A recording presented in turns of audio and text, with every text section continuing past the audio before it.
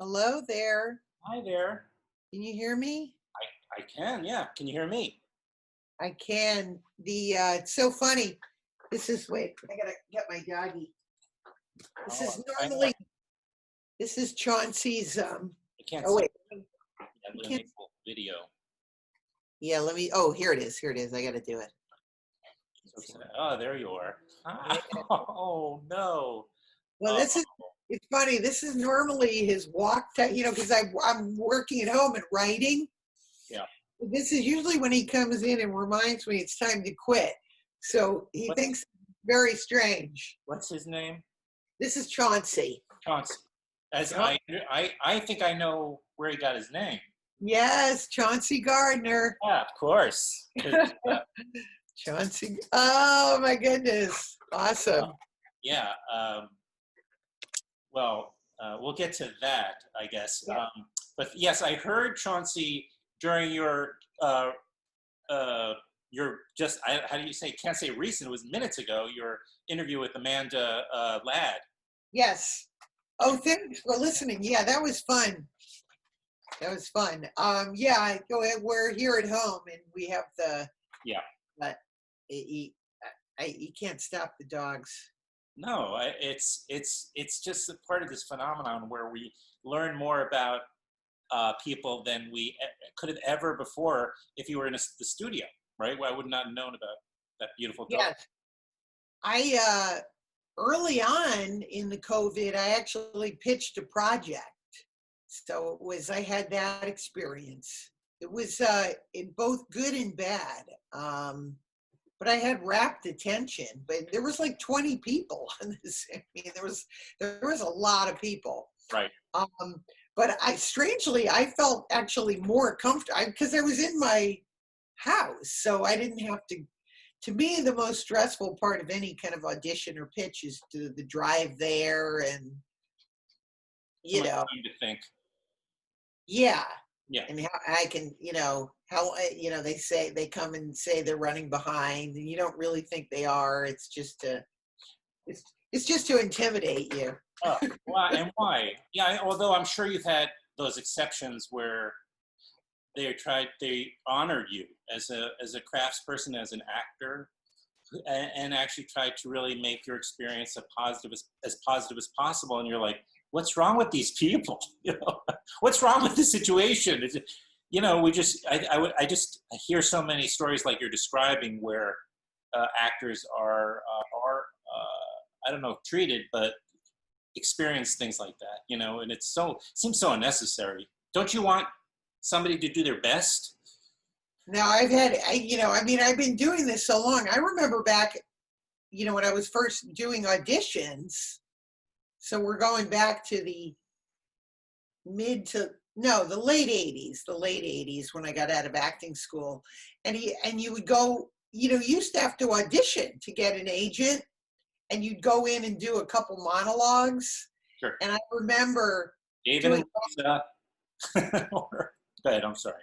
But I know I remember, just them getting up in the middle of the monologue, just leaving, come back, answering the phone call. And I said, just continue, just hold on 1 minute. You're in the middle of doing an emotional monologue. Which you've spent, countless hours preparing for or psyching yourself into, et cetera, of course. Yes. It's a story that I did not put in my book because it'll be in other books. But when I was on the set of one of my grandfather's movies called Ghost Story. Sure, I remember it. And he very much wanted me to go to Juilliard. And so when I got to the set, and John Houseman, legendary, running the theater department at Juilliard, was in the film with him. And he said, I've arranged for you to audition for John Houseman in his trailer.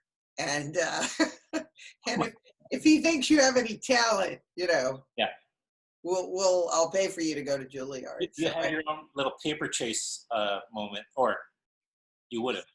Horrifying. So I had to quickly scramble and pull together 2 monologues for John Houseman. So not only do you have the pressure of performing well and auditioning well, but also your choice. Like, you know, you gotta choose it's all about the choice of which monologues you're gonna do, because you want to stand out. So you're not gonna go to the typical Laura in Glass Menagerie, or I pulled that one out. I'm not even sure I got the name right. Or, you know, Cat on a Hampton Root. Yeah, I'm just trying to think of like. Well, in my day, again, I was, because there was no internet, you could do a monologue and not, you know, there was books of monologues. Sure. So you had no idea if it was age appropriate or not. I just, you know, would look at things. Yeah. That I liked. I remember, again, it just shows my state of mind when I was in high school, but I pulled together a monologue from The Bell Jar. So that was and I did, and again, God knows why, but I think I was part of a local theater group or something, but I had a monologue from Antigone, again, wildly probably wrong for that too, but that's what I picked. Something. Well, I should just, for housekeeping purposes, say, well, thank you. Hello, Illeana, and I'm thrilled to finally come face to face with you, or this version of it. You know, Sydney Stern, which was one of the reasons we met through your recent guest, Sydney Stern, and she passes along a hello to you. She had such a positive experience on the show. Yeah, it was great. And I loved the book too. We had some good stories. I like to have authors on, you know. Well, you know, I know you are a film historian at heart, and what better way to continue the journey of learning, which you can, I think, if I can speak for you, because I also love having authors on my podcast the most, probably, except for when I have actors in. Well, you're both now, actually. What am I saying? But you learn more. I mean, you know, you're learning in more nuances to stuff that you may have had some idea about, but you're going to only learn more and more and become more and more of a academic on the subject that you love. Yeah, and plus I can't do ebooks. I need to. I'm a book lover. I have books. Yeah. Everywhere. In fact, somebody came over. I had when I was contemplating selling my house, the consistent negative comment I would get was the realtors going, a lot of books, like as if it's big, you know, as if it's a bad thing. Right. Oh my. And when I grew up, like the household I grew up in, hippies and my grandfather, you know, having books was, yeah, everybody had books. Like books used to be a status symbol. Sure. Like, we had a lot of books. There's also empirical evidence that kids, like, you know, like if you have kids, they read more when their parents have books, or like a lot of books, and they see their parents reading. Yeah. It does, you know, so it's a good thing all around, you know. I actually, it looks a little bare here because I'm actually moving tomorrow. Oh, you are? Yeah, so look over here, this side. Oh my God. All books. Right, where are you moving to? I'm just moving up to the Hudson Valley. I'm in New York, and you know, it's looking so. Yeah, we're all thinking about moving, right? See, me too. Listen, but you know, now I've been trying to get to Connecticut, but now they say I can't go anymore. I have to be quarantined. Well, I thought when you get there, they're going to maybe quarantine. You need to quarantine, but you can move. But can I go to, maybe you know more than the officials, but if I'm going to see my family, I'm trying to figure out. Oh, you go there just to see family. You're not, or are you thinking moving back to Connecticut? Well, if I go to Connecticut, do I have to quarantine before I see my family, or do I quarantine with my family? Well, I think that's your choice. Oh, okay. Yeah, but I think they're more concerned about giving it to others. But that seems to me, I shouldn't speak on behalf of course, the officials, because I really don't know. But, you know, I just went on Father's Day. I am a father, but my son is in Los Angeles right now with his mom, and she's an actor. And I only mention it because I was finally invited on Father's Day by my aunt who's in New Jersey, and my cousins, were all, older and adults, but we had a family thing. It was the first time I had been with family, Yeah. like in that size, and we're all, after a while, we were all just sort of, letting I don't know, whatever we were all taking a risk on some level. Some people had already had it though, so Wow. and had already tested for the antibodies and all that. So it's complicated, I don't know, but are now, you? now LA has it really bad. Yeah, right. Yeah, I'm it's gonna gonna be. come back here too, though, Illeana, because New York is opening up, and I can see half the people out on the street are not being careful. If anything, it's an opportunity to double down, be even as cautious as ever, and then also enjoy that you can go back and interact with people or businesses or restaurants, whatever, but at least practice really conservative behavior. That's the thing, and they're not enough. Yeah, we talked about this at the top of the podcast, like going back to the movie theater, and that's why I said I have total confidence in the staff. I mean, you can put everything into place, but what's going to happen when the guy right next to me is like the movie theater you're saying, right? Yeah, coughing into his popcorn or whatever. What am I going to do? Right. Get into a fight with him? And that's the problem that we're discovering.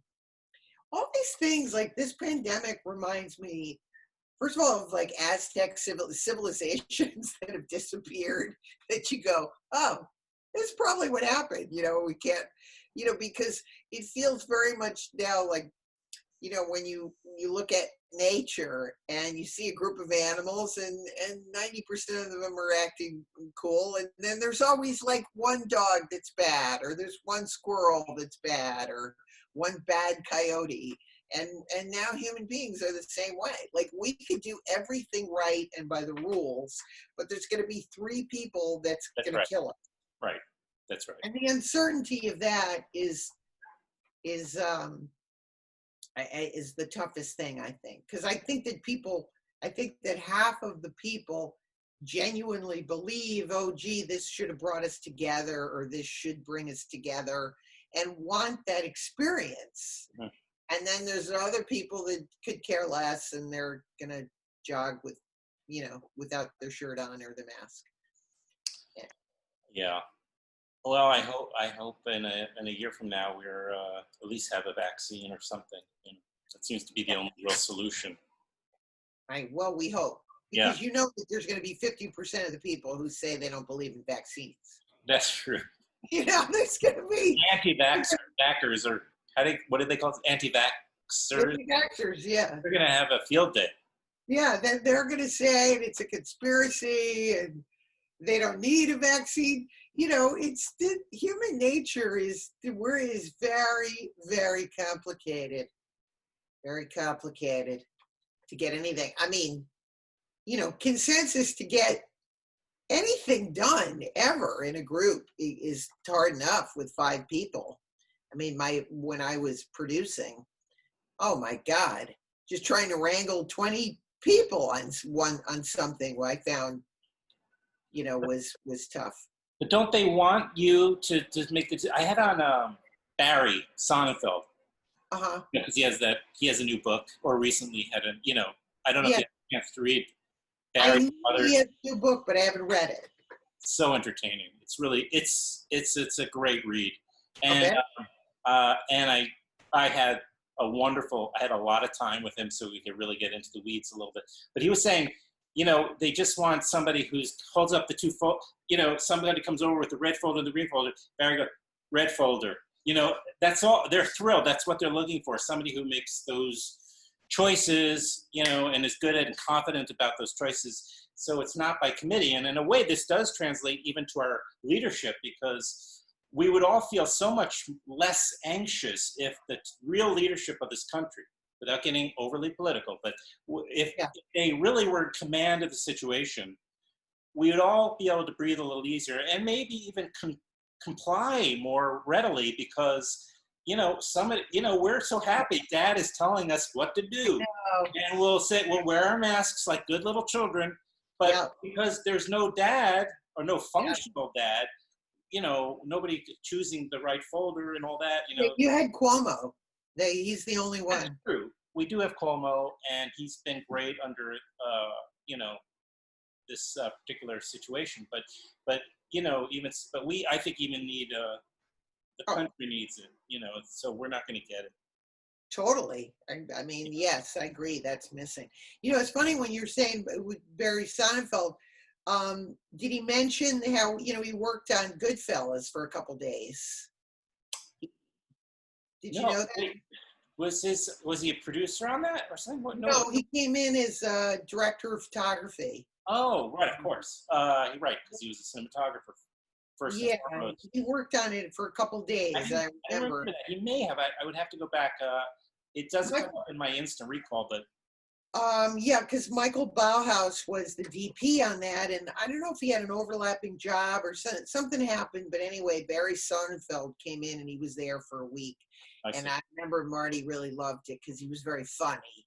Yeah, he is one of He those. didn't do any of the scenes I was in, but I was there. I remember him coming in, and he was very, very funny, and Marty loved that he was, they were very simpatico with their humor. Yeah. Were you? It was clear you loved being on the set from an early age, and like those early opportunities. Yeah.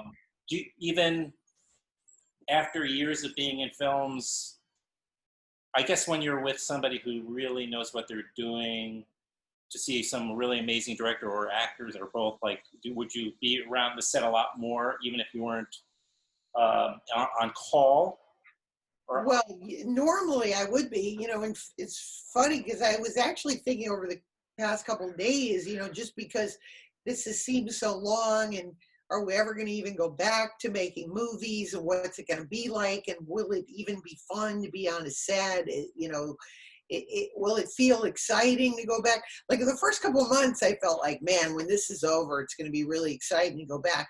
Now, as it's dragged on, it feels like it's going to be really different, maybe not fun, and I'm not looking forward to it. But normally, in the before times, I was always on set. If I could, I'd go every day. And, Really?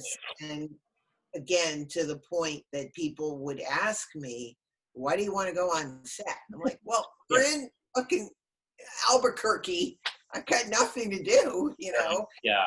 And by the way, like, that's Gus Van Sant, or that's, you worked with some of the greatest directors, and I'm sure cast and crew. I mean, why wouldn't you want to be privy to that?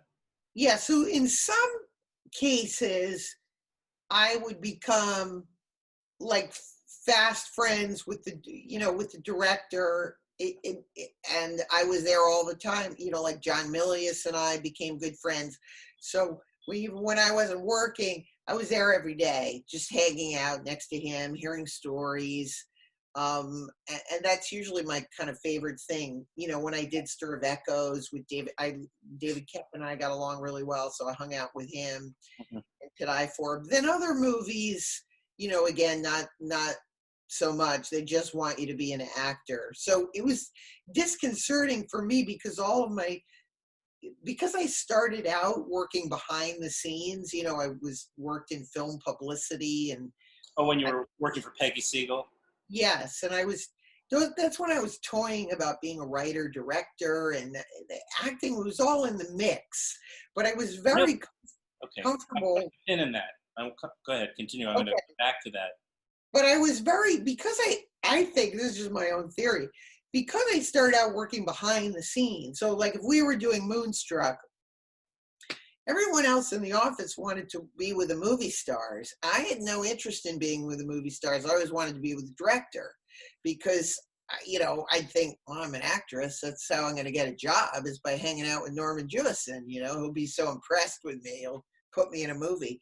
And, but what I realized was being with the director, that's where all the action was.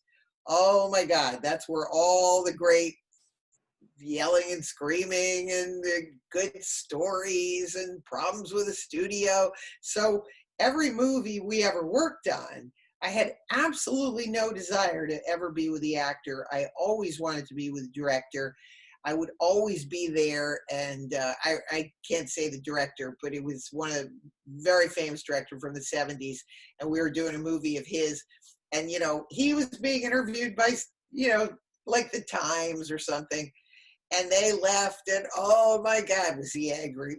They never, you know, like throwing things around, and I was like, yeah, that's where I want to be with the director. That's where, you know. So then when I moved on to acting in movies, I always felt like I was still working in a weird way behind the scenes. You know, it was very strange. Even in the first couple movies I did, working with Marty, were behind the scenes. You know, I worked on Last Temptation of Christ after the movie was already done. So I was watching rough cut. You did ADR. ADR for the movie. And so once again, I was hearing, the drama with the movie, and they had the religious zealots were against it. And I'm hearing you know, and so it was, so oftentimes when I'm in the movie, I'm acting in the movie, but I would be called upon by the director to, you know, help out in this or that sense, a difficult actor, or it was just a routine, you know what I mean? So therefore, when I would suddenly be in a movie, and they'd go, "What are you doing? What are you doing? What are you just stand back there and say your lines?" I was, you know, I'd go, okay. You know, I never wanted to just be the actor. I felt like I had my finger in a lot of, you know, things. Yeah, hey, maybe you should do this. You ever try to do this? So those have been my best experiences. Well, you definitely get that in the book. You know, your book, I blame Dennis Hopper, but it all the way you described that really makes sense. That Easy to Assemble was such a must have been so gratifying on so many levels, because here was a project where you could do, you know, it was yours. It was your baby, and you could do kind of oversee everything, you know, and have a hand in everything. So, you know, it may not have been. Although, I mean, I'm not in any way even trying to minimize it, because it was a new concept. You were one of the early pioneers on. So there's that. You can't take that away from you. So it wasn't some blockbuster feature that you were directing, but you created something new that nobody really had done before. So, you know, yeah, sounded like it, and I enjoyed it. Thank you. I was, you know, when I did that, I had, you know, sold a pilot and was working on it, and it was such a challenging experience. And as I wrote about in the book, that's the one in the supermarket, right? Yes. And I thought, you know, and I said, no, it's terrible. I guess I'm not really a director. Because people, every time I acted in a movie, people would always say to me, you know, you should really be directing. And so I was always torn, because I think, well, okay, should I be directing? I like acting. I mean, given the choice, I would just want to act, because acting is so easy, and everybody's always asking you every 5 minutes if you want a coffee or a latte, or taking care of you. It's the easiest thing in the world to act. You know, directing is really hard. But every time I would be acting, I would always be told, you should be directing. And then when I wrote and produced and directed a pilot, it was so challenging. I was fought at every casting decision, everything, every joke. Was just so challenging I had this opportunity after that, which was, you know, my then friend Brian De Palma looked at the pilot, and he liked it very much. And he said, have you thought about putting it on the internet? And I didn't even know what he was talking about at that point. It was so new. I know. I remember people talking about it at the time, and I was like, where do you find it? How do you find it? I remember looking for it because it seemed so curious. It's like it takes place at IKEA, and it's kind of like a promotional and creative project. It was just like I had a hard time finding it. I remember first because it was still so new. Everything was so new about that. Yes, and then but those early days were fun because IKEA would just give me money, and, All right. and I would write the script. Yeah. And I remember, I told the story in the book. I was like, we had our first meeting. Everybody was there, and I had my pen out, and they said, well, we don't have, I had a line in there about, do you want to get an ice cream? And they said, we don't, it's actually not ice cream, it's frozen yogurt. So I said, oh, okay, sorry for, and then I said, okay, what else? And they go, no, that's it. Good stuff. It's a great story. Yeah. And then I wrote about that too. Like one year we wrote in this funny thing because I had done so many movies with Tom Arnold. There was like one year where we just kept getting cast in movies. And I thought it would be a funny bit that he comes up with an idea to, charge up my career by filming a sex video in IKEA. And again, we had this, whole thing, and I thought it would be a problem for them. They thought it was hysterical. They had absolutely no problem. Their only issue was that when we filmed the scene, which we filmed in a live working store because they would never close down for us filming, that we just had to make sure that that the aisles were clear so that people could continue to shop. Yeah, right. That's the Burbank store.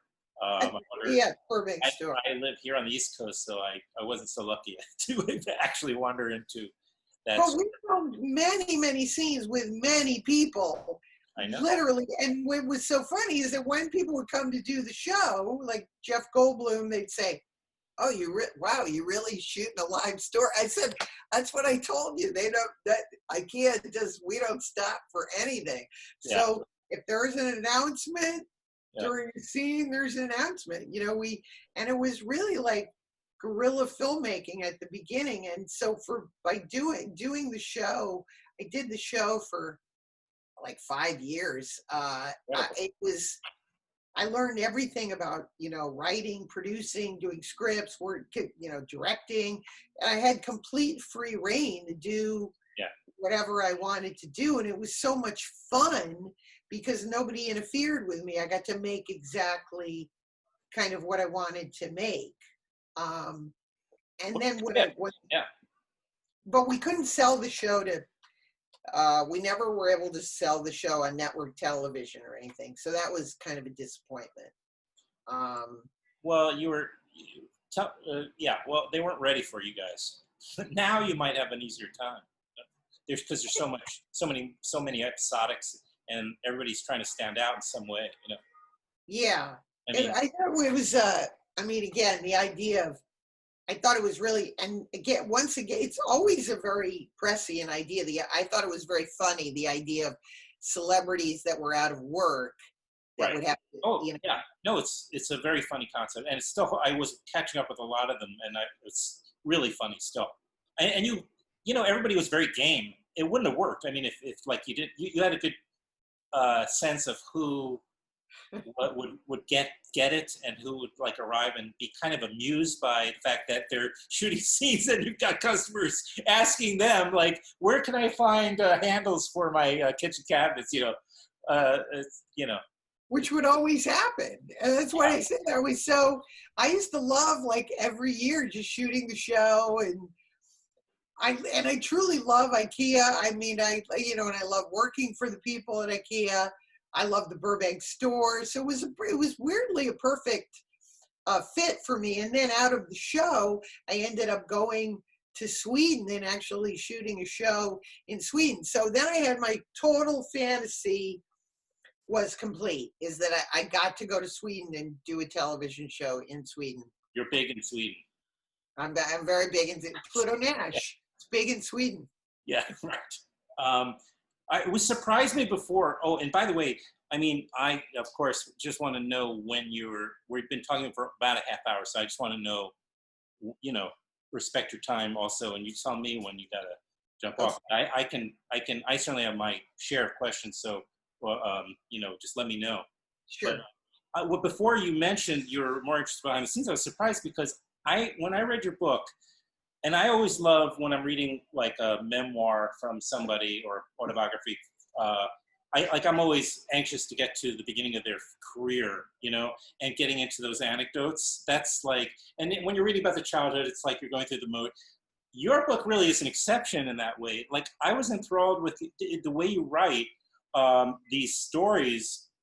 They're as amusing and interesting as your Hollywood years. For your passion for being an actor as a child, a young adult, etc., is so palpable in your writing. So it almost surprised me when you said you almost had there was like a struggle between being in front of the camera and behind, because you're and then you describe how naturally it comes to. Well, that may explain some of it. Well, again, I just knew I sort of wanted to be in show business, and I think that growing up in this, kind of a commune atmosphere where there was going to be no college, no, show business seemed like a good bet because I got to know my grandfather. And I think that I probably wanted to impress my grandfather. Right. I think that maybe is part of it, of that I was flirting with being an actor, flirting with being a writer. To please him. All those, so I would have something to talk about, Yeah. Because if he was on a movie, I'd want to talk about something. So I'd say, well, I found this dinner theater, because he had said to me, well, if you want to be an actor, you've got to be out in the theater, go out in the theater. I was thinking, how am I going to find the theater? There's no theater here. So then when this dinner theater came to town, I thought, this is it. I'm going to be in, So I went there and. Amazing story. The Camelot Dinner Theater, which is so funny, where I saw a man killed by show business. It's one of my. I was telling that story recently. The man who they were playing the musical Man of La Mancha, mm-hmm. And a man keeled over in his prime rib and died of a heart attack while they were on stage. I said, literally, and that was it. That was the first time I saw a woman scream. It was like head in the plate. And what I always remember about that, comically, of course it's a tragedy, was how they kept singing. And then the singing sort of slowly, the slow realization of like, and then silence while they're working, while paramedics come in. Yeah. And the actor's frozen on stage and then sort of backing off. It's so in my mind, that moment. And then it was it. He was gone. He was gone. They took him out. He was literally killed by show business. That place was, once again, in trying to be, I wanted to be an actor there, but the first thing the guy said is, oh, we hire all the actors out of New York. I thought I was going to come in and be like Betty Davis and wow him and get a part, even though I was 16. But they cast all the parts. So then I was looking for something to do. And of course, as soon as people came in, I'd say, oh, well, I know what I'm going to do. I'm going to befriend the star of the show. So that was always my thing, or trying to talk to the actors and kind of make it seem like I was one of them, which I wasn't at all. But that was that I don't think I ever had really the courage. Like, I wanted to be an actor, but I think I was always sort of mortified to admit that I really wanted to be an actor. I was sort of flirting around, around with that. But I took a great interest in show business. I just wanted to be a part of it. And I read so many books too. So I knew these people, when Rudy Valley came in, I knew, and nobody knew who Rudy Valley was. I knew who he was. I knew his songs. I had his records. Yes. Amazing. Yeah. He had his, we had his records growing up. So I listened to his records. I knew that, that he was in movies, and I just thought it was like the coolest thing. So as I said, I one of my smartest things was I saw him struggling the first night to do this costume change. And I said, perfect. So I went backstage. I was like, I'll help you with that. So I just realized, like, that's how you get in show business. You just find the openings, find the opportunities, and people will appreciate it. And it doesn't have to be the glamour stuff. In fact, I understand. It's like you're realizing that they find somebody who's willing to do everything from soup to nuts. Exactly. So that's why I said I realized the next night to be backstage for his costume change, so I could help him with that and say, "You were fantastic tonight. You were amazing," and like. That's a really sweet story, though. Your exchange. Yeah.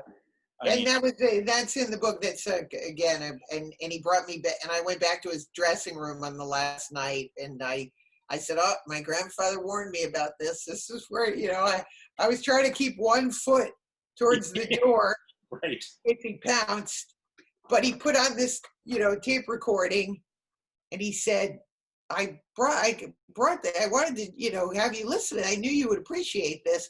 And he said, "Do you know what that is?" And I said, "Is it the ocean?" And he said, "No, it's my applause."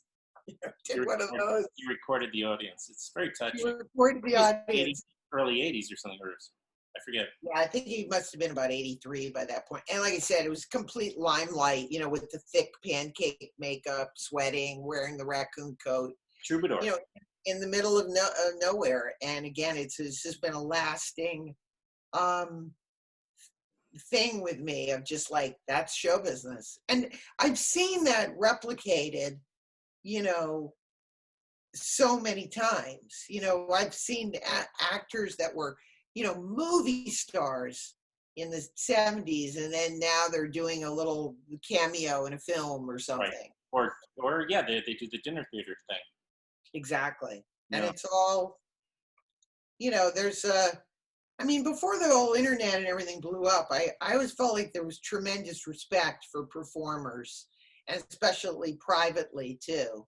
And probably amongst musicians. I don't know as many musicians, but, I just always felt that sense. And I guess it's being with my grandfather too, and seeing some of the complaints he had. Ghost Story, the movie he was on, was extremely problematic in terms of shows. It shows, not through that Fred Astaire, John Johnson? Yeah, Douglas Fairbanks Jr. The cast is our finest actors ever, and yet the movie it's kind of a mess. Yeah, completely. And it was the director had directed that movie. I don't know why he directed it. John Irwin is his name. Yeah. Dogs of War. And well, look at the cast. Why wouldn't you? I don't know if they were cast yet. Yeah. And it was like the project of. And Patricia Neal was in it. He wasn't the most sensitive of directors, let's put it that way. He had these old men like working out in the snow, and yeah. Just, completely crazy. They all caught pneumonia. Faster. Walk faster, Astaire. Yeah. Douglas. He yelled at Patricia Neal because she didn't know her lines. It was like, do you recall that she had a very public, famous stroke? Does that ring a bell at all? So I saw things like that, and probably again with my grandfather and other people, and they would always, showbiz talk. Mm-hmm. So I probably had, always have tremendous respect for actors and how hard it is, Yeah. It's that I knew that I needed to talk to you also, because when you the pinnacle of being in show business is having a lunch or dinner with Roddy McDowell, and becoming friends with Roddy McDowell was like for like kind of reaching for you, maybe that seemed to be maybe the pinnacle. It's like you knew you were inside also, and he's a lovely guy, according to you. So, but Yeah, it's amazing. And I met him, again, it was very haphazard the way I met him. I was, of course, aware of Roddy McDowell. I knew that his name comes up in every actress right. autobiography. Yeah. Every actress was like, there's some horrible breakup, and then the actress is, I went to see my friend Roddy. Yeah. We had a good cry, Yeah, right. So I knew about him. No, he's the one saying there, patting her head, and because he was so, yeah, and he really liked being in the center of all that. He was Yeah. I don't know, he was and the book, his graph book. And his movie book. And so when he contacted me to take my picture, and this was around the time I had done To Die For, I had just auditioned for To Die For, and I was going to be in LA, and we arranged, because I was there at a limited time, and he had come to New York to photograph Marty. So he photographed Marty at his house. And he took some pictures of me, but he said he wanted to do some formal shots of me. So we set up a meeting at a restaurant here called Hugo's. And I said, well, I've got this audition, so I'll meet you after the audition. And it was funny because I didn't think the audition had gone well because there were so many famous, here we go with the actress thing again. I kept saying there were so many famous actresses that had gone in for the part. And I said, oh, there's no way. How could I get the role? All these famous people. And I met Roddy, and I burst into tears. He said, how did it go? And oh, it's awful. And I said, now I'm crying on Roddy McDowell's shoulder, just like all the other people. Right. But he took these pictures of me, and he took pictures the whole time, like it was a movie, He said, now you aren't going to like these pictures now, but years from now, you're going to be, isn't that sweet? He said, years from now, you'll be glad I took them. He knew. He's so smart. And so, we became very, very good friends. He's an amazing person. And I have to say again, out of all the people I've known in my life, after, I was in this very long relationship with Marty, and he knew me through the Marty years. And he was the only person who called me up and said, I just want you to know that will change absolutely nothing in our friendship. And he's the only person who did that, because there are people, and it's too bad, it's just the way people are in any breakup, not just a Hollywood breakup, but they kind of go, yeah, and it hurts. It's painful because you didn't really do anything wrong, but they just feel politically it's better to choose, one side. And I thought that it was so telling of the kind of person he was. And then we became really close after that, because I ended up moving to California, and he introduced me to Elizabeth Taylor and Tuesday Weld, and I want to take you over to meet the Wilders. You'll love them, So then it was like Wilders, as in Gene and Gilda. No, as in Billy Wilder. That's even more impressive. Yeah. Well, you also met Gene Wilder too, of course. But yeah, Wilder. Oh, right, yeah. But he had an incredible house in the Valley. Yes, right. He had these amazing dinner parties. And he wasn't, and the other thing about him is, he never, I remember I would be talking to him and he would have an audition for something.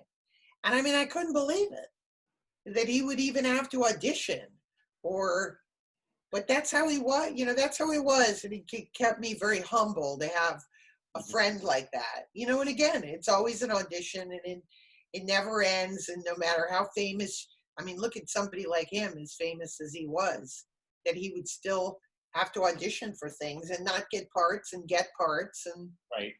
No, it's insane. And, he was such a great actor, and he was a movie star, Yes.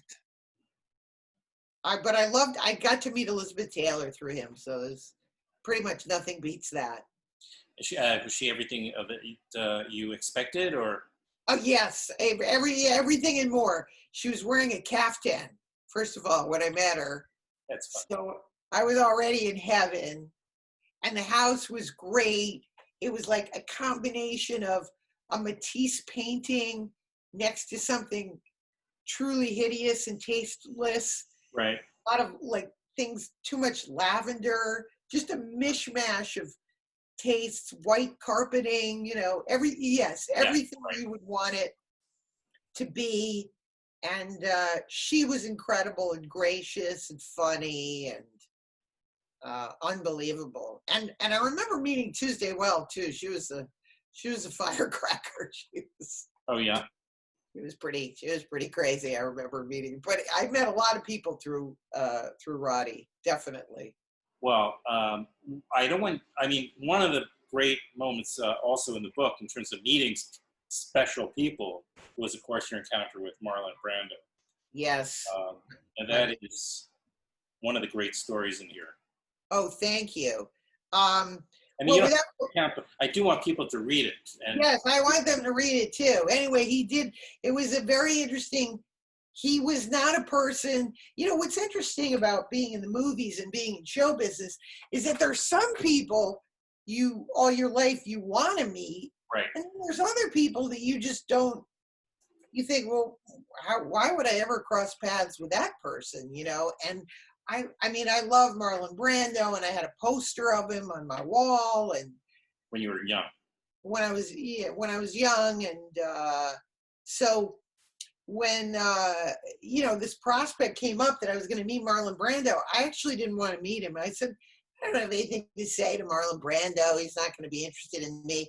And of course, it was one of these crazy, fascinating things where the whole conversation, because, Marty had said to me, don't talk about acting and don't, because I did everything I wasn't supposed to do, he just picked up on something and we hit it off, and he ended up, staying till 12 o'clock at night. I almost didn't think we were ever going to get rid of him, but it was an amazing. There was one more course coming, one more meal coming, but he didn't want to. My Lord. And that hotel, that's a set. I go to that hotel and it looks totally different. And I think, it's the hotel, the Beverly Wilshire, where we met Marlon Brando. And because he didn't want to have lunch in the restaurant. In the restaurant, because he was embarrassed about the way he looked. But he was not embarrassed about wearing a blue velour jumpsuit. It was flattering. But anyway, it wouldn't matter anyway because he's Marlon Brando, for God's sake, right? Yes, I don't know if you've ever changed cinema, changed the way people act. I mean, yes, that's what I told. That's what I had to tell him. Something welled up in me, and I got quite emotional. I said, "This is like the women with the Beatles." I just burst out crying and just told him. Then he started crying. And then yes, as I detail in the book, for some reason, I started to cry, then he started to cry, and then we were crying, and then Marty said, like everybody started crying, and it became like a weird, like a very actor studio moment, Yeah. But it was the lesson of that chapter, and each chapter in the book, what I tried to do, when I was a kid, I used to love short stories. As opposed to a novel. There's something beautiful about short stories.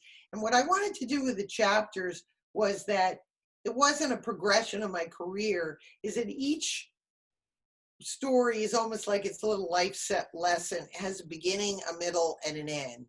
And what Marlon Brando, taught me with this incredible phrase, because after we were all crying, that's what he had said to me, which he was like a mystic, so he said very interesting things. But he said, "My God, she's like a tuning fork. Now I'm crying." And I thought that was such an interesting phrase a tuning fork. And I realized, years later, that what that tuning fork is my genuine love for these people. It's aside from, I'm not so much even a fan. There is a true radiating love from me to that person and back. And I think that that's what he meant by she's a tuning fork, meaning there was no artifice. I had no facade because I was too afraid to have a facade because I said, he'll discover it because he's such a good actor. So, the lesson in that story was about me and anyone, about being yourself, flaws and all. Which is one of the hardest things I think in the world to do, is just to be yourself, your stripped down self, Oh, especially, and it's not something that's encouraged in Hollywood typically. I shouldn't speak probably on it, but it seems to be almost antithetical to the Hollywood presenting. Yeah. Important, right? And making sure you come off well. I mean, it's back to auditioning. You're always auditioning when you're in Hollywood on some level, it feels like. Well, and I think that's part of the culture. Some of these people that you meet, Dennis Hopper is another one. You go, this guy's been through the 50s, the 60s, like they've been through it all. Yeah. And it's very hard to either not be intimidated, and I think that's what they hate, is that when they feel you being intimidated, and the best thing to do with people like that is to somehow, if you can, is to try to be yourself. And that's like with Marlon Brando. We ended up talking about, collecting rocks. I said, oh my God, I said, you like me? I said, I've got rocks from all over the country, and we ended up talking about things that wasn't like, so tell me about On the Waterfront, or, and I have found with people like that, again, you just try to approach it from something that is not about their movies, that connects with them on a human level. Well, it's also like from my, in preparation for talking to you, not only did I read the book, but I also went back and I watched, a number of your films. Some I had seen in a while, and some I had never seen. So I was very grateful for the opportunity. But what you start to do, especially after reading the book and then going back and watching the movies again, is you really get a sense of, if you're open to it, maybe a tuning fork or something, variation of that. But you start to really get a sense of somebody and what they're really interested in if you're kind of looking keenly and a little bit more perceptively. Like, I can start to understand a little bit, or at least I have my own hypothesis of what makes you tick and what you're really interested in. And from watching you on other talk shows, perhaps, or listening to your podcast, which is called The Film Scene, by the way, The Film Scene with Illeana Douglas on Popcorn Talk, part of the Popcorn Talk network on YouTube, right? I guess is it. Yes. People should watch that. So that's when I try to connect. It's like, and also I'm interested. You and I grew up in the same time. I'm a little older, but we grew up in the same time. And so it wasn't so surprisingly, even though we have different backgrounds, although didn't grow up that far. I grew up in New York, you grew up in Connecticut. But like, the same movies, the same people in showbiz that were, I was also, when I read about the people that really, like Ronnie Mcdowell was always somebody I would have loved to have just met, because instinctually there was something about him that was always so fascinating to me. And he was just, and I see that throughout your book, other people also that you really just loved, and Lee Marvin. What?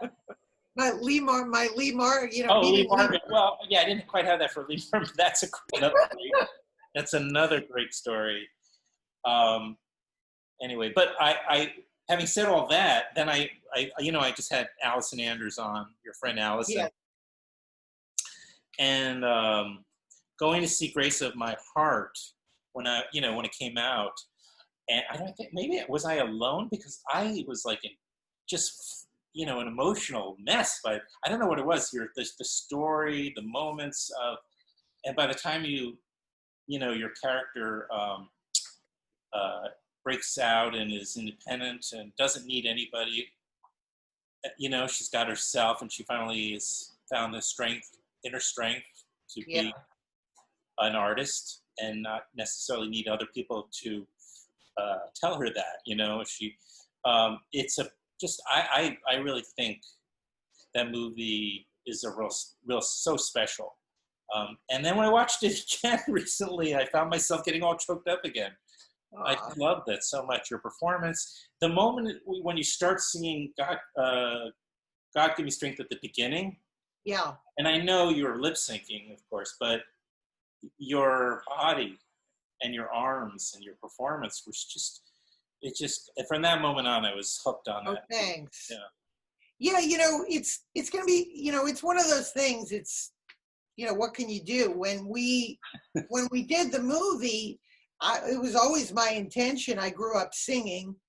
I didn't have the best voice, but I knew how to sing. And, it was, it's always one of those things in hindsight. I don't know. Would it have been a better movie had they just let me sing? I think so. But that's just my own personal opinion. But I lost that battle, because to me, it wasn't a movie about a girl who's a great singer.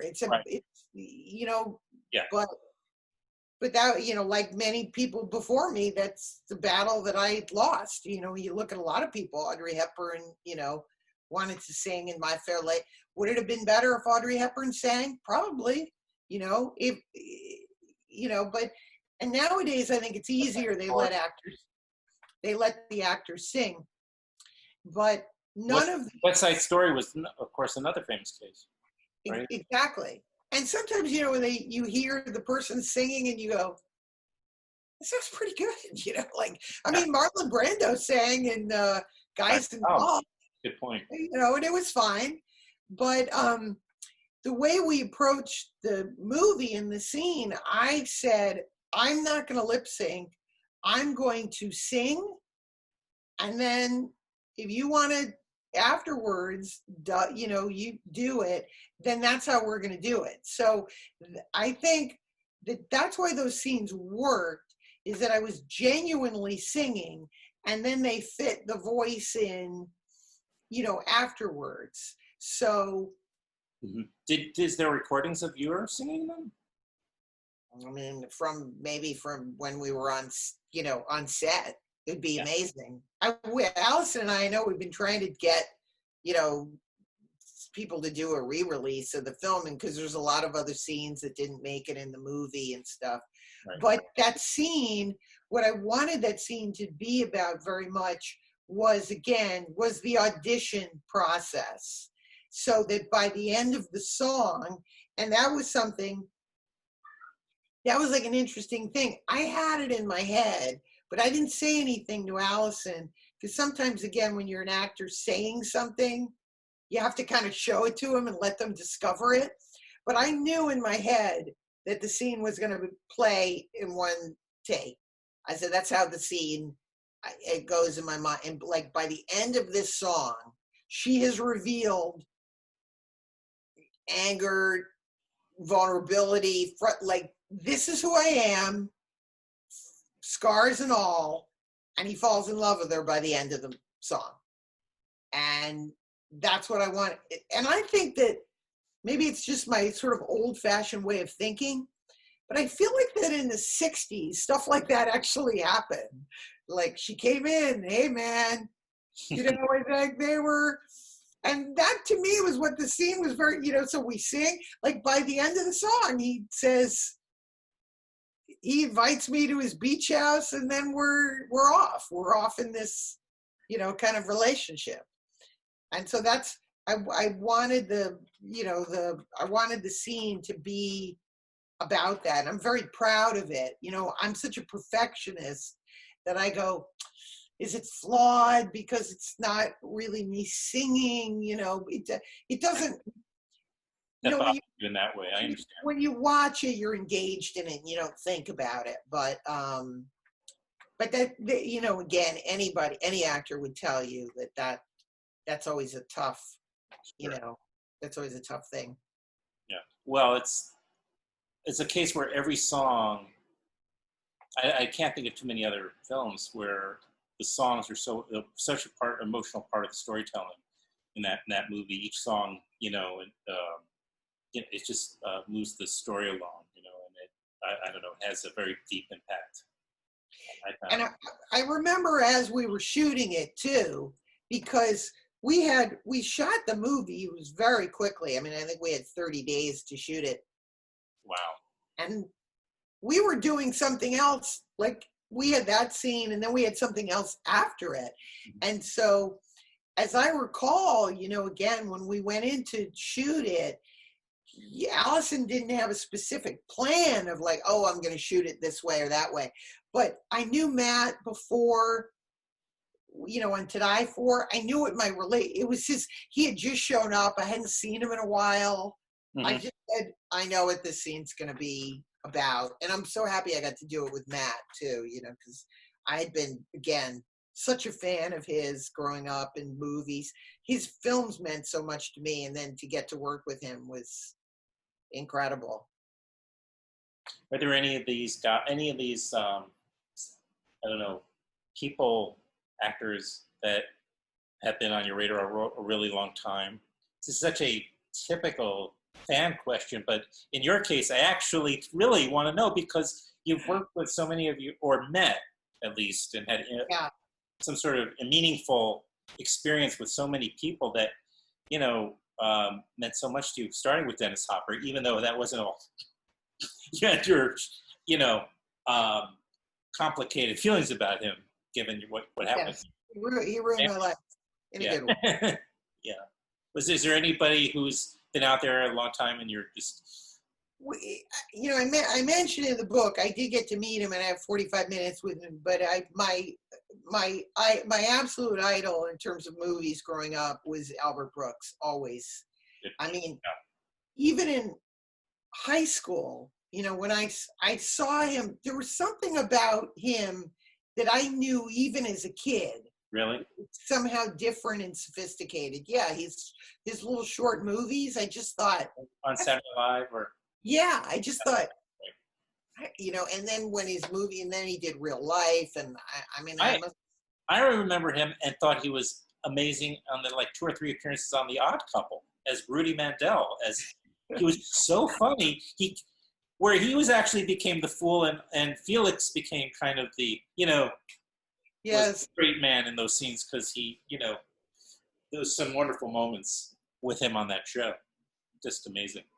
Well, his movies meant so much to me, and then I wrote about this crazy experience in the book where I'm sitting there and my friend, we're shooting at a supermarket, and my friend goes, "Oh, there's somebody here who wants to meet you." Oh, right. I'm in the middle of something, and he goes, "All right, you're going to be disappointed if I don't." And it turned out it was Albert Brooks. So we had 45 minutes uninterrupted. And he walked through the scene, so you actually could say that he was in your project. So yes, right. Yeah, and we got to and he was going to get lunch at the supermarket, so he sat with us. He had ribs, and I don't eat meat, so I couldn't have that, but he drank Arizona iced tea. And from that point onward, my friend and I would always call it Albert Brooks tea. I'm going for the Albert Brooks, the Arizona. But he's somebody, and then subsequently we've had dinner a couple times for mutual friends. I'd kill to work with him. I'd absolutely kill. I'd actually like to, there's one project that I wrote that I would love, in my fantasy world. I'd love to direct him. I would almost more than acting with him. I think I would like to direct him. I've always been, when I was a kid, I was always obsessed with Anthony Hopkins. I met him. Anthony Hopkins in The Bounty is one of my favorite. Have you seen The Bounty? Yeah, it's another. I mean, again, I know exactly which it was the same movie theater where I walked in. I was going to tell you, I snuck into Ghost Story. I was probably seeing The Bounty or something, and I loved it. I watched it again recently. I mean, within the last year or two again, because it's been so many years since I had seen it. And I remember loving it so much at the time, and wanting to see it again to see if it still held up. Yeah, mostly. But I loved it when it came out. I just remember Anthony. I always thought he was great. When I was very little, I had a crush on him. I don't know why. Like I did like them. He appeared on television. He was in a mini series called QV7. I remember that. Sure, that was. I'm really going back. Yeah, that's a color too. They used to do that a lot in the 70s. Yes, and then the movie Magic. I was obsessed with that. And then he kind of disappeared. He was in all these movies. Yeah, right.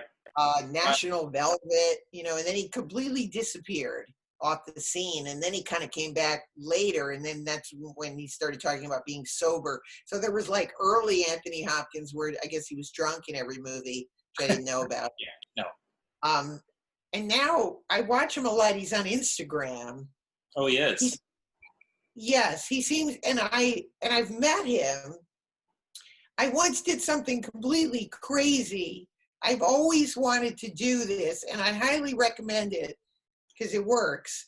But years ago, I was at a Golden Globes, and I saw Anthony Hopkins walk in, and I knew he was going to win for Silence of the Lambs. I just had a feeling. You have a feeling it's his year. Anyway, he quietly, we were at the bar before the show started, and he kind of came in, and he was totally by himself, but he was milling around the bar. And just because I thought it would be incredibly funny, and I always wanted to do something like this, because it totally works. If you do you do like. Yes. Oh, yeah. Sure. Loud enough. It cuts right through the noise. Everybody stopped talking. And I did it. I had a glass and I did and everybody stopped. And he turned around and I said, "Ladies and gentlemen, let's toast to Anthony Hopkins." And everybody burst out. I remember Marty looking. It was like one of the 18 times he'd be like, "Yeah, right. Who is this person? Why are you doing this? Is this going to be mortifying?" But I'll never forget that Anthony Hopkins, put his hand to his heart, and he was just like, yeah, meant a lot to him. It was so sweet. So if you ever want, sometimes, you have an instinct to do something, you should really do it, because man, was it funny. And it totally worked. I said, I always wanted to see if that worked. If you actually did this, if you get an entire crowd of people. And so I can't officially say I met him, but I toasted him. Well, it sounds like you met him. Yeah. But he's another one you would like to work with? I'd love to work with him. I'm trying to think of other people. There's obviously so many, then there's people that I've come close to working with and it hasn't worked out. And I would have loved to have worked with Mike Nichols. I didn't, but I ended up meeting him, and he helped me tremendously. Just in Club Sandwich. Yeah, no, Club Sandwich is Grandpa. Oh, that was your grandfather. I'm conflating. Yes, the show business. Yeah, always just go there wherever you're going to be in show business. There's one thing I always want you to remember: wherever you are, no matter what country it is, order the club sandwich, because it'll always be the same, no matter what country you're in. And I remember being so sick in Spain. I was in Madrid and I got food poisoning, and I was laid up in this hotel. And I remember when I was finally able to eat, I saw on the menu club sandwich. I said, "Bingo, that's what I'm going to have." And he's right. They make it the same all over the world, and it's always on the menu. Is that meat in it? bacon or something? It has bacon. So don't you Now I can't eat it. how long have you been a vegetarian? For 20 years. Okay. And then I started eating chicken and turkey lately. So I can't, but I haven't had any red meat or pork in 20 years. But sometimes you can get fake bacon. Like when I was on Goliath, I specifically asked them, we had the scene, and I said, I think it'll be really funny if my character is only eating bacon, nothing else. Do you have turkey? You know. There you go. And they ended up making a big thing about it. They thought it was really funny, so they got me turkey bacon. Well, I'm sure that the podcast is it's sort of meeting some of your needs or urges because you get to talk to all these different experts on Hollywood, etc. Is it enough for the moment? Well, I mean, like everybody else, we just went into this nosedive of, well, it'll probably be a couple months, and then it's going to be longer, and then it's going to be longer. And the writing on the wall for show business for the next, year seems not good, so I've just been writing. That's how I've been occupying my time. I'll leave. I can't really talk about the book. It's a movie book. Oh, right. Okay. I think it'll, I've been well into it, and my goal is to kind of be done with it by January. So I'm devoting myself to that because I figure, we'll never have this quiet time, hopefully again.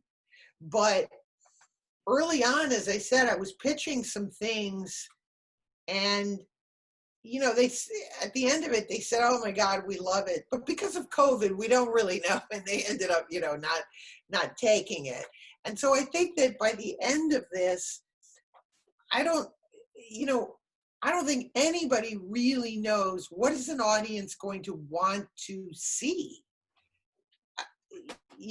I don't know. I don't think that would, my personal feeling is I don't think it's going to change. Just going from my own feelings about what I just, well, I've been watching, it's funny you brought up Anthony Hopkins because I just looking for a balance. I just talked to Robert Schwartzman, Jason's brother, Talia's son.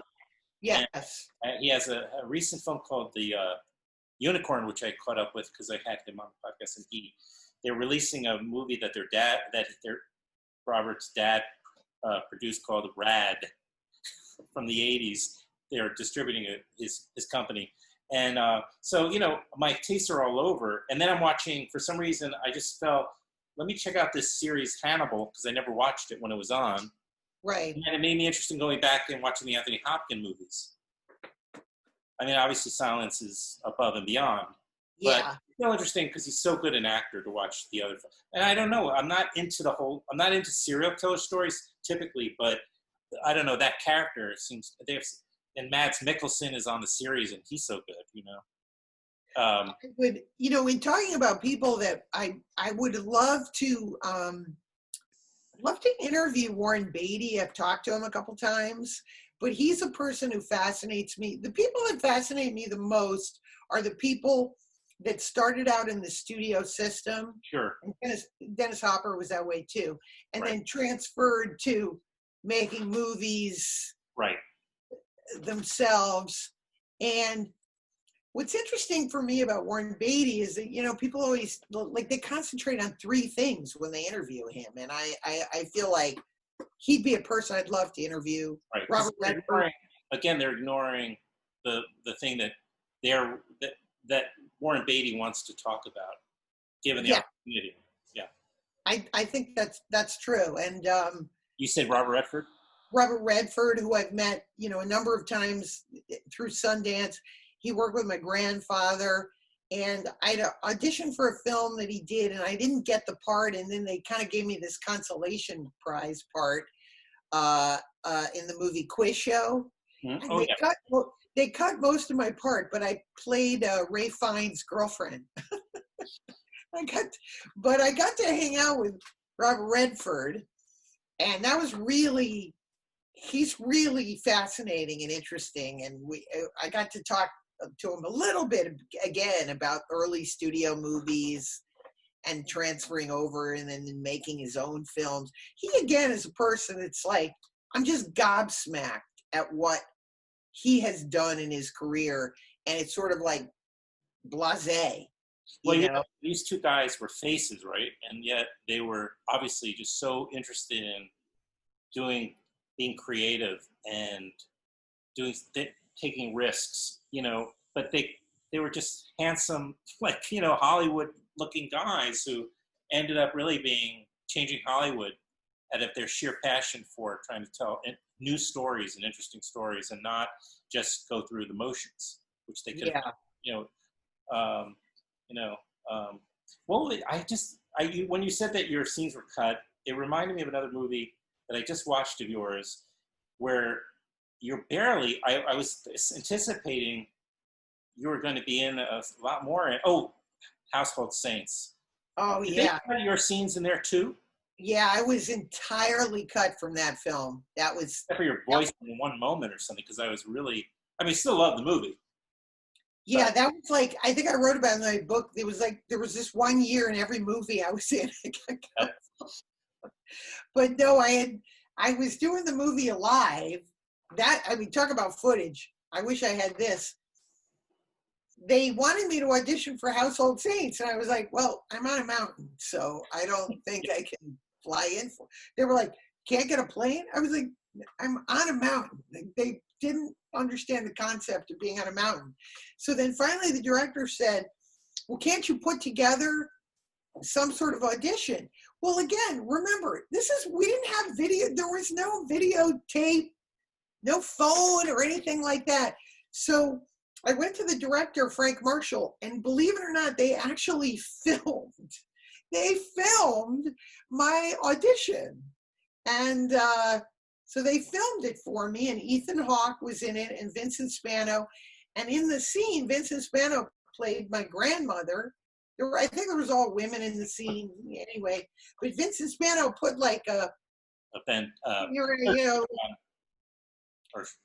and when I sent the audition and I got the part and we were all very happy. And then when I was on the set, the director, Nancy Savoco, pulls me aside and she goes, you almost didn't get the part because, when we got the audition, I thought, is she making fun of the film? A guy with his head and a babushka? And I was thinking, how much trouble we went to do that. How did you get it to them? Was somebody leaving the set and they delivered it, or like? Yeah. Yes, we mailed. I don't know. It was like, I guess we FedExed it to them. They were in North Carolina. They were in Wilmington. Mm-hmm. That somehow again, in the old days when you did movies, things like that happened all the time, and favors were made, and there was an actual production office. You'd go to the production office, they'd help you out, and then maybe they'd FedEx the thing or the dailies or whatever it was. But I remember that they filmed this thing and they sent it to Nancy, and I should have had the foresight to ask for it. To have a copy of it, because that would have been amazing. Right. Me auditioning with Ethan Hawke and Vincent Spano to get in the movie. So I got in the movie, and from the minute I was in the movie, it was just a very strange experience. And I liked Nancy very much, but something about everything I did was wrong. And so she would ask me, we did a scene. I was in a scene with Tracy Ullman, and she said, when you walk into the room, you're too big. And I said, my performance is too big? And she goes, no, you're too big. What? I said, well, it says the directions, it says she flounces into the room. She's like, yeah, don't flounce, So we had a lot of that of like. Yeah, so even to somebody, you have two terrific people, but for whatever reason, a project, it sounds like occasionally it just doesn't quite jibe. It sounds like maybe that kind of, but they cut you out of it. It's a little different. Anyway, I didn't mean to bring up an instance, but I remember when I was trying to find films, and I was very grateful to see that, because it's a movie I remember that I wanted to see, but I never caught up with. And then I'm like, well, where's Illeana? This movie, it's not. I'm disappointed. Missing me. Really, I loved working with Vince D'Onofrio. We had rooms. He was great in that film. Yeah, we had we were in some location, but anyway, he was next to me and we hung out all the time. Lily Taylor had a boyfriend at the time. I think she was dating Michael Imperioli from Goodfellas. Yeah, well, that's very possible. Yeah, I'm actually where I'm moving is that Lily will be there, because it's the same town, and her husband is a friend of mine. Oh, that's funny. We'll tell her I say hi. So everybody got along on the movie. You know, it was a fun experience.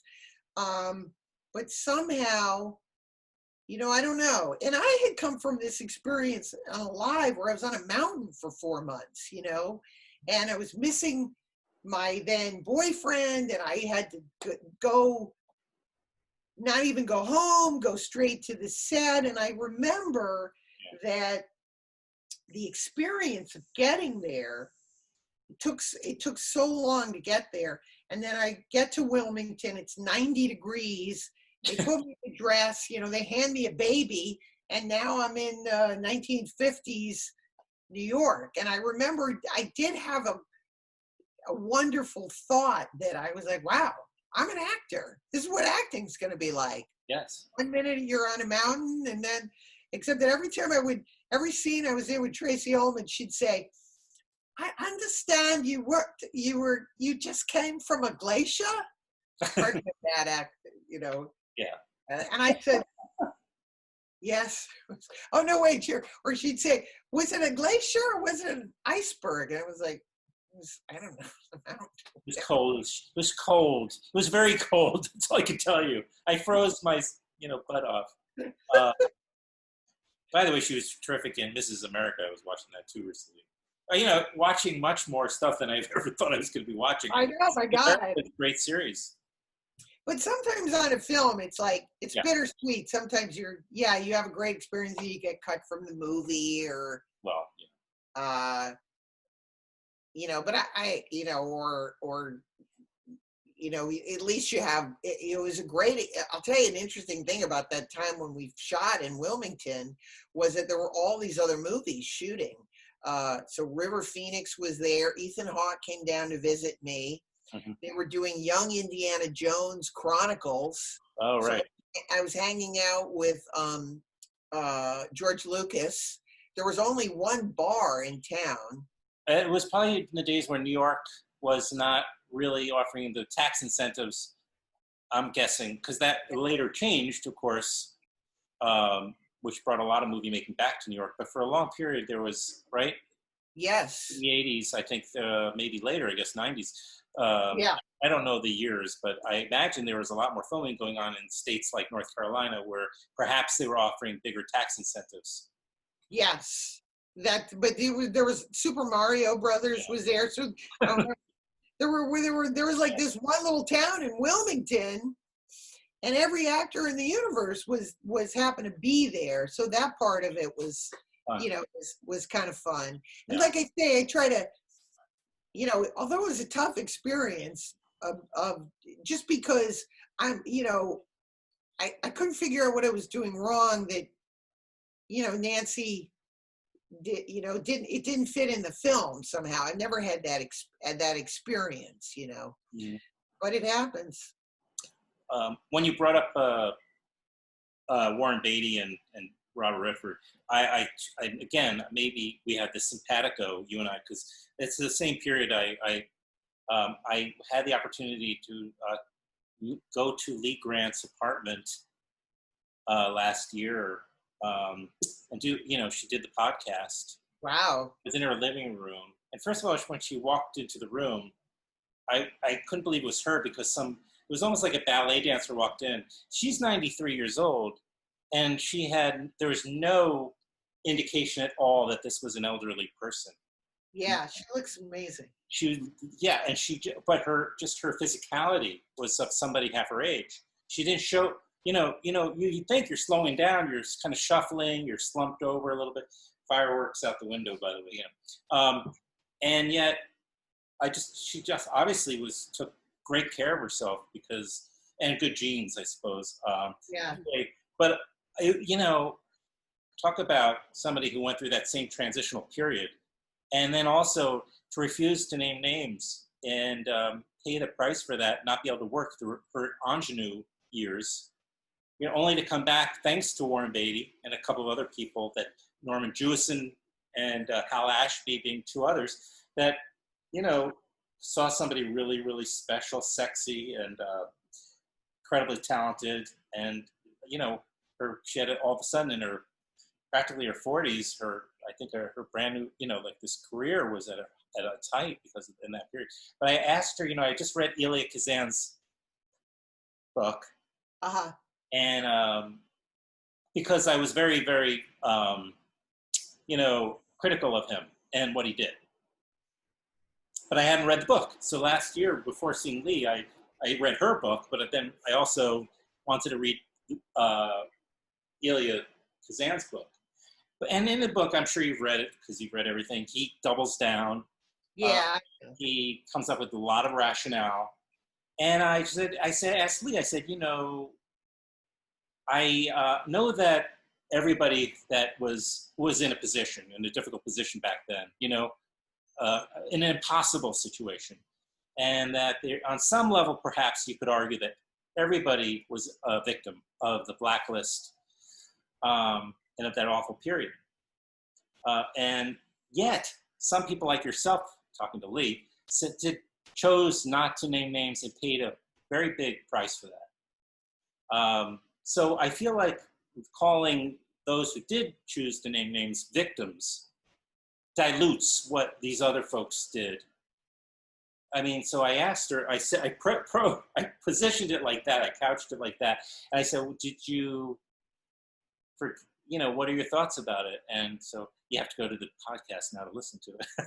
Oh, yeah. No, but she basically, it was one of those things where ultimately she would not talk to him, and he reached out to her, I guess, a couple of times or more than that, and she wouldn't talk to him. But more recently, in the more recent years, she did forgive him. It's one of the cases where you forgive but don't forget. But exactly, it ended a lot of his friends. Arthur Miller stopped speaking to him. Right. He was very close friends with what was the playwright? Waiting for Clifford Odets. Clifford Odets, thank you.